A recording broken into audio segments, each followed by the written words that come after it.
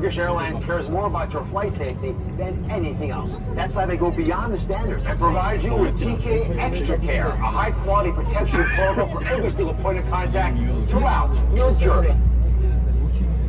You can check in online, either through the mobile app or website. Make sure you follow up-to-date health information regarding admission to your flight and visit TurkishAirlines.com or the IATA Travel Center website to review entry conditions for the country to which you'll be traveling. Don't forget to bring enough spare face masks with you. To last your travel, you should change your mask every 4 hours. Measures have been taken at airports to ensure a safe trip. There is a 1.5 meter minimum safety limit in place and protective visors in Istanbul Airport. Boarding pass controls are carried out without contact. Every aircraft is cleaned in detail with disinfectants after each flight. The HEPA filters inside each plane ensure the air is renewed every 3 minutes. Hygiene experts are now present on all flights. Every passenger is given a hygiene kit. Safe disembarkation is carried out by following the social distance rule and forming a line based on seat number. You can always visit the Turkish Airlines website for more details. Have a safe and healthy journey with TK Extra Care.